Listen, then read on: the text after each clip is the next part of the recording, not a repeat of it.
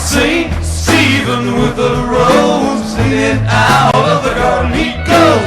Country garden in the wind and the rain, wherever he goes the people all complain. Anybody seen Garcia? Nope. Aha. I know nothing. I was only obeying orders. I better check on him. I get off the elevator on Jerry's floor and make my way to his room. Squish, squish, squish. Squish, I have a sinking feeling that the incredible swamp creature has been at work again. The ground grows spongy as I approach his lair, and there's that telltale smell of burning horsehair. One of his trademarks. No smoke detectors are going off, no fire department, no crime scene tape. It can only be he. It's getting wetter and wetter as I approach Jerry's room. By the time I reach the door, the carpeting shudders away from me like a moray eel. The stench is overpowering. I knock on Jerry's door, no reply. The key's still in the lock, so I walk in. It's like some aquatic creature's house in a Saturday morning cartoon. An Okefenokee diorama with resident creature emerging from his burrow. He has mournful, sheepish eyes and wet whiskers. And there is Swamp Dog himself, perched on the one dry place left in the room, his bed. Wet socks, knees pulled up under him like a flood victim sitting on the top of his house on the 6 o'clock news. He's finally had to get into bed.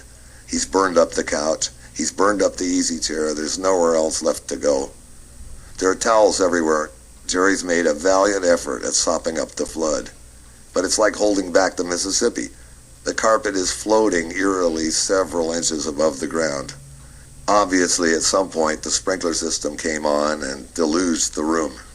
The putrid smell of burning horsehair from the still smoldering furniture is enough to choke you.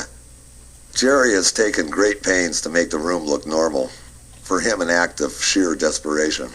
It would require a blind, olfactorily impaired chambermaid in waiting boots to not notice the devastation. It's an endearing side to Jerry's character. Even under the most dire circumstances, he wants to make everything better again. He's turned over the cushions on the couches in the vain hope that the burn marks on the other side will not be noticed. The indomitable optimism of his nature. Little touches like the corner sofa cushion with the white side up. When you turn it over, it's got a half-bushel-sized crater in it, and it reeks to high heaven. It's just recently been put out with a bucket of ice now melting on the floor. A horrible way to come down from the blissful opiated dream state induced by Persian. He's in the 3 a.m. nod-off zone, out there. Bali, perhaps. The temple bells are tinkling in the distance. The balmy wind stirs the palms carrying the Mancoy chant across the hills. And then suddenly, Krakatoa. The walls crumble. Tidal waves roll over the aquiline shag beaches of Ouroboro. A vicious rainstorm deluges the faded plaid landscape. The gods are angry with the Akond of Swat. I go along with Jerry's ludicrous charade of tidying up. We raid the laundry carts for towels to sop up the flood and pray that the maids don't get to this room before we duck out of the hotel. Freshen up the place as best we can by throwing some of those little sweetheart soaps they give you under the rug to make it smell better. Also drop a few down the hallway for good measure as we skank our way downstairs. I'm hoping we can squeak out of the hotel by our tail feathers. But the chief maid has figured it out. How could she not? The hallways are squishy, for Christ's sake, and the smell is overpowering. There's been a spate of complaints to the front desk from irate early risers who have awakened to find soggy newspapers and waterlogged shoes outside their doors. The minute we leave the room, the head maid lady sends her little rat fuck upstairs to take a bunch of quick Polaroids.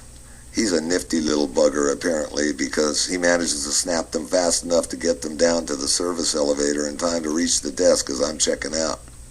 While I'm trying to maintain standard checking out banter, I'm furtively wiping my shoes on my pants legs to get the moisture off and hoping I don't smell like burned up furniture. But alas, all semblance of normality is shattered when the Polaroids appear. Oops. That'll be $300 for the easy chair, Mr. Scully. Ka-ching! The terrible punctuation of the kindergarten cash register.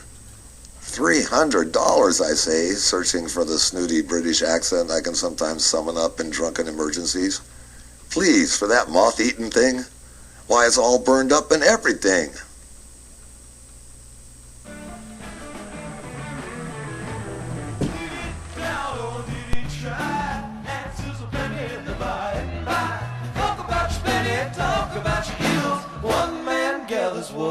another man's fields.